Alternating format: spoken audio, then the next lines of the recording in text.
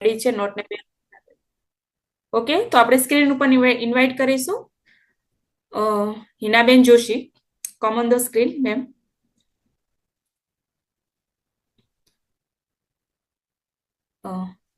એક મિનિટ, હું તમને કો હોસ્ટ બનાવું છું, પછી જ થશે.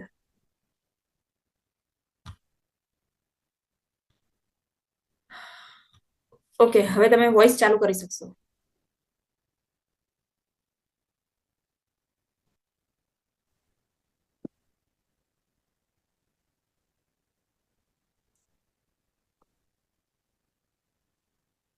હેલો. યસ, અવાજ આવે છે કમ્પ્લીટ. ચાલુ કરી શકો. આવશે ને? હા. નમસ્કાર, હું છું હિના જોશી. પાટણ જિલ્લાના એક ગામ રાધનપુરથી બિલોંગ કરું છું.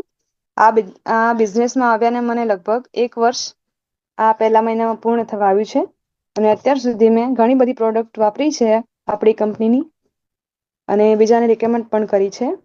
તો એમાંથી એક પ્રોડક્ટ જે છે કવચ પ્રાસ, એની હું આજે તમને ટ્રેનિંગ આપવા જઈ રહી છું. થેન્ક યુ સો મચ ભૂમિકા મેડમ કે મને આ ટ્રેનિંગ લેવાનો મોકો આપ્યો અને કંઈક શીખવાનો અને તમને શીખવાડવાનો મોકો આપ્યો. Thank you so much. તો સ્ટાર્ટ કરીએ આજની ટ્રેનિંગ. હું સ્ક્રીન શેર કરું છું. સ્ક્રીન ઓકે દેખાય તો CR રિપ્લાય કરજો.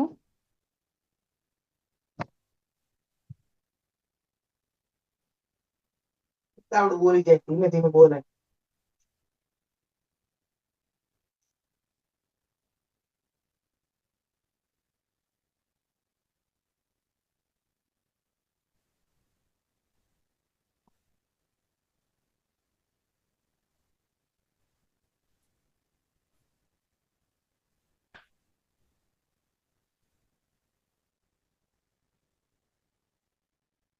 સ્ક્રીન ઓકે છે મારી? ઓકે છે મેમ.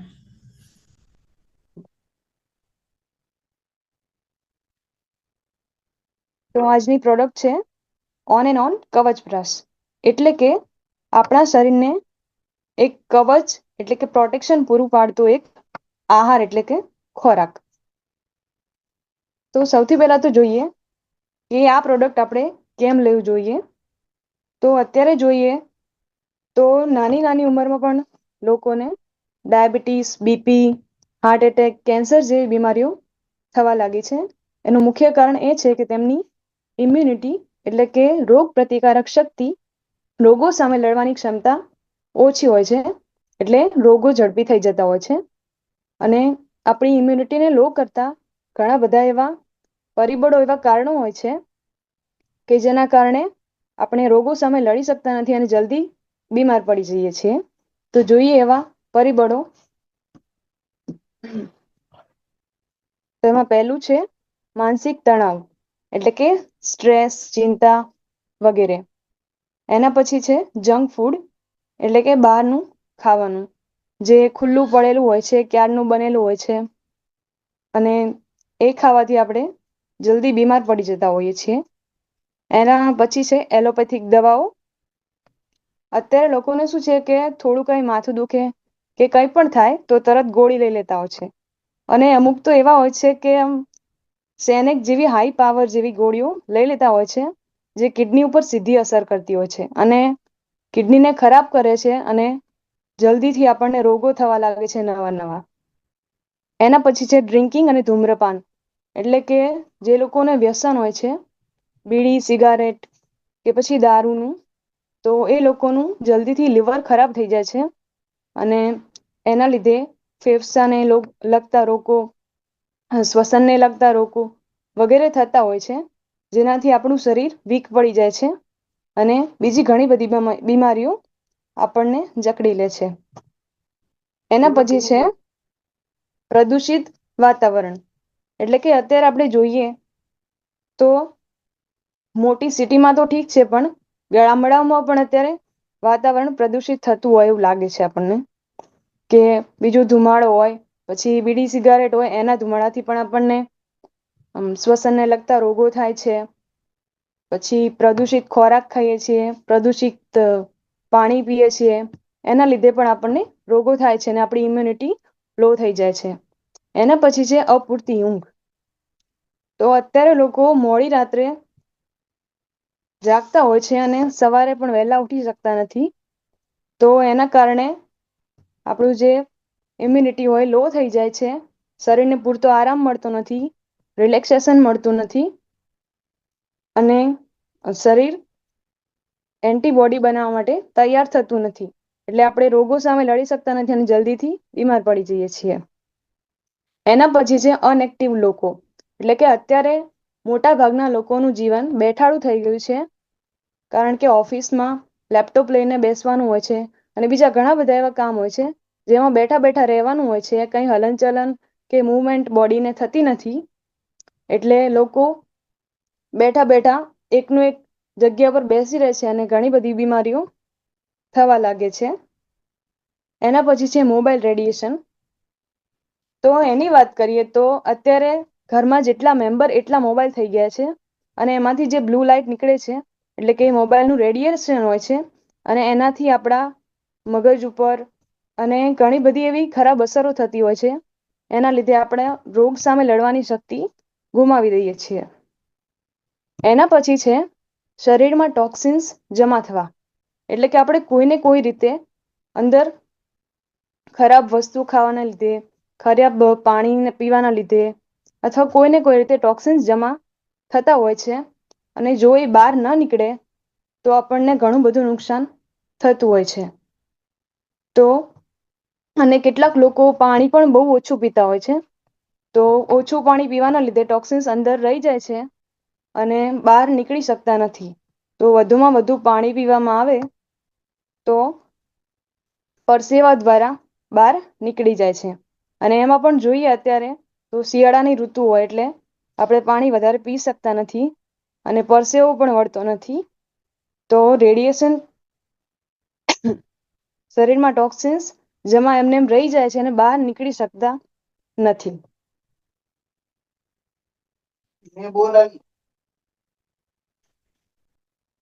બહુ ઉતાવળ બોલે.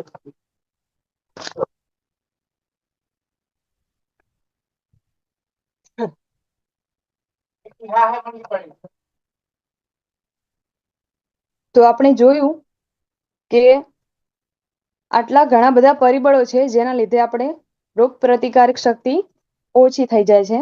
તો એના માટે આપણી પાસે છે એક સેફ અને એકદમ નેચરલ 100% હર્બલ પ્રોડક્ટ જેનું નામ છે કવચપ્રાશ. આ કવચપ્રાશ એક સેમી લિક્વિડ ફોર્મ્યુલામાં આવે છે, એટલે કે એકદમ પ્રવાહી જેવું પણ નહીં અને એકદમ કઠણ પણ નહીં એવું એક જેમ ટાઈપ આવે છે એ ટાઈપનું આવે છે લેવામાં, જે આપણે આગળ જોયું કે આયુશ્વાસ જોયું હતું એ પ્રકારનું આ આવે છે. એમાં આમ જોવા જઈએ તો લગભગ 28 પ્રકારની જડીબુટ્ટીઓ નાખવામાં આવી છે, જેમાંથી જે મહત્વની જડીબુટ્ટીઓ છે તેનું આપણે અહીંયા વિસ્તારથી જોશું. એમાં પહેલું છે આમળા.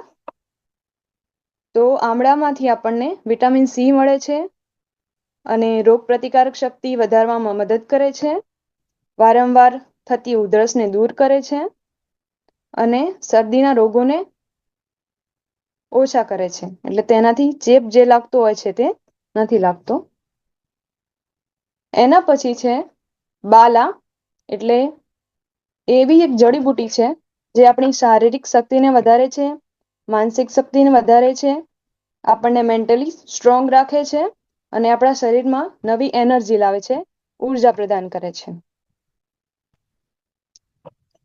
એના પછી છે અશ્વગંધા, જે આપણા મગજની કાર્યશક્તિમાં વધારો કરે છે, મગજને એકદમ રિલેક્સ કરે છે અને શાંત કરે છે, તેમજ આપણા સ્નાયુઓ અને માંસપેશીઓને મજબૂત બનાવે છે. એના પછી છે શતાવરી, જે કુદરતી રીતે આપણા રોગ પ્રતિકારક શક્તિને વધારવામાં મદદ કરે છે અને રોગો સામે લડવાની ક્ષમતા પૂરી પાડે છે. એના પછી છે બિલ્વા, એટલે કે જે બીલી હોય છે એનું એક ફળ આવે છે બિલ્વા, તે આપણા બ્રેન ટોનિક પર કામ કરે છે, એટલે કે મગજને સારી રીતે કાર્ય કરવા માટે પ્રેરિત કરે છે અને ઇમ્યુનિટીને પણ વધારે છે. એના પછી છે નાક કેસર એક ઉચ્ચ ક્વોલિટીનું કેસર આવે છે, જે આપણા શરીરમાં ઉર્જાનો વધારો કરે છે અને આપણા શરીરના એન્ટીઓક્સિડન્ટને પણ વધારે છે. તો આપણે જોયું એ પ્રમાણે કે આમાં ઘણી બધી એવી જડીબુટ્ટીઓ છે જે આપણી રોગ પ્રતિકારક શક્તિને વધારે છે અને બીજા પણ ઘણા બધા ફાયદા કરે છે.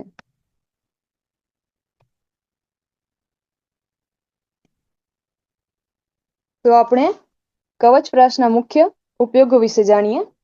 તેમાં પહેલું છે શરીરમાં રોગ પ્રતિકારક શક્તિમાં વધારો કરે છે, એટલે કે રોગો સામે લડવાની ક્ષમતામાં વધારો કરે છે. એના પછી છે શારીરિક અને માનસિક શક્તિમાં વધારો કરે છે, એટલે કે આપણને શારીરિક રીતે અને માનસિક રીતે મજબૂત બનાવે છે.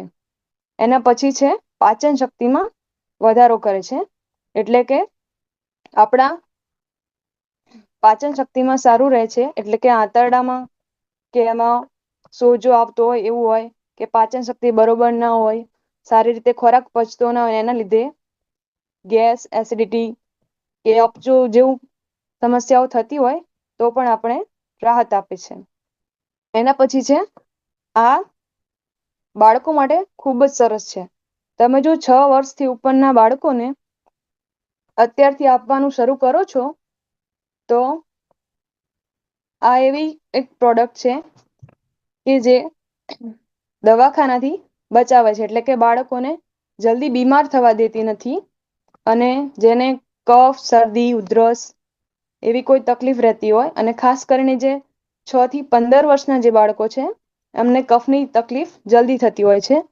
તો જો તમે આ કવચપ્રાશ એમને આપો છો તો એ બહુ જ સરસ એમાં રિઝલ્ટ આપે છે.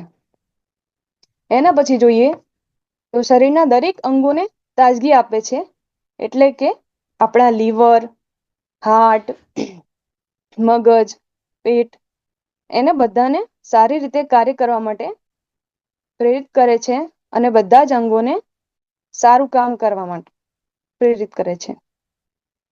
અને બીજું એ કે શરીરમાંથી વધારાનો કચરો દૂર કરે છે, જુવાની ટકાવી રાખવા માટે મદદ કરે છે, આપણા હૃદય અને ચેતાતંત્રની કામગીરીમાં સુધારો કરે છે. ચેતાતંત્ર એટલે કે આપણા મગજના કાર્યોમાં સુધારો કરે છે અને શરીરને એકદમ સ્વસ્થ રાખે છે.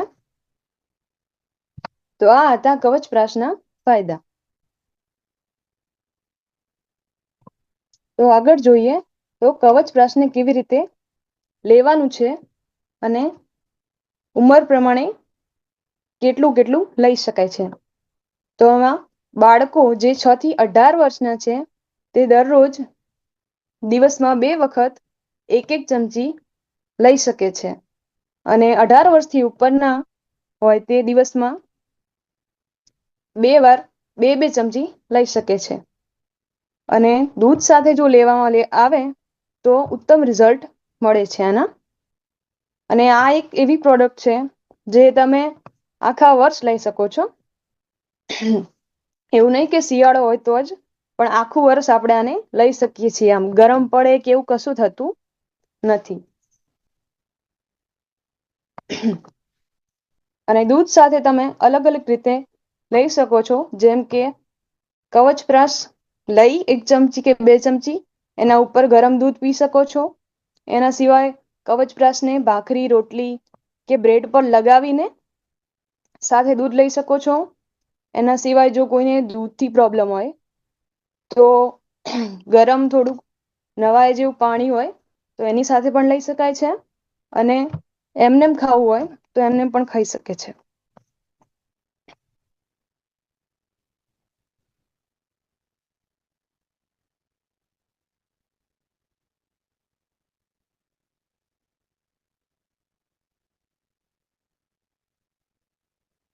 તો આ હતી આજની ટ્રેનિંગ કવચપ્રાશની. અને આ એક એવી પ્રોડક્ટ છે જે દરેક લોકો લઈ શકે છે. આના કોઈ સાઈડ ઇફેક્ટ નથી અને પૂરું વર્ષ આપણે લઈ શકીએ છીએ અને રોગો સામે લડી શકીએ છીએ. જેથી નવા નવા રોગો આપણને થતા નથી અને કોઈ રોગ થયેલા હોય એની કોઈ દવા ચાલુ હોય તો એની સાથે આપણે લઈએ તો પણ રિઝલ્ટ આપણને જલ્દી મળે છે. અને હું પોતે આ કવચપ્રાસનો એક ડબ્બો પૂરો કર્યો છે અને બીજો અડધો પૂરો થવા આવ્યો છે અને પોતે પણ ઉપયોગ કરું છું. મને પણ આમ જલ્દી બીમાર થઈ જતી હતી, શરદી ખાંસી કફ જેવું જલ્દી થઈ જતું હતું અને વારંવાર થાક લાગતો હતો. તો ભૂમિકા મેડમે જ મને આ રિકમેન્ડ કર્યું હતું, તો મેં સ્ટાર્ટ કર્યું છે અને પહેલા કરતા થોડું આમ સારું મને લાગે છે. તો હજી મારે થોડું ચાલુ રાખવાનું છે જેથી વધારે બેનિફિટ મળે. અને હું તો કહું છું કે દરેક ઘરમાં હોવું જ જોઈએ, કારણ કે દરેક ઘરમાં એક વ્યક્તિ તો એવું હોય છે જેને આની જરૂર હોય છે અને એ બાને બધા લોકો ટેસ્ટ પણ કરી શકે છે અને જેને સારું લાગે તે રેગ્યુલર ચાલુ રાખી શકે છે. તો થેન્ક યુ સો મચ. આજની ટ્રેનિંગ અહીંયા પૂર્ણ કરું છું. આગળની ટ્રેનિંગ ભૂમિકા મેડમ લેશે.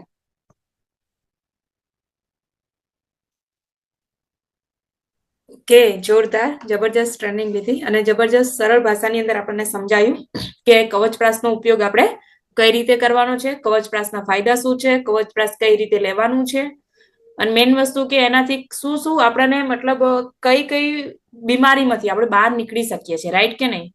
તો કેટલા લોકોને કવચપ્રાસ વિશે ક્લિયર થઈ ગયું? ટાઈપ સીઆર કે યસ, આજની ટ્રેનિંગની અંદર મને કવચપ્રાસ વિશે એકદમ ક્લિયર થઈ ગયું. શું લખવાનું છે? Type CR. Yes, clear. મને આજની ટ્રેનિંગમાં કવચપ્રાસ ક્લિયર થઈ ગયું. ઓકે. અને જે હિનાબેને જબરજસ્ત આપણને ટ્રેનિંગ આપી છે તો એમની માટે શું થવું જોઈએ? Thank you. તો આપણે શું કરશું? ટીએક્સ. Type TX.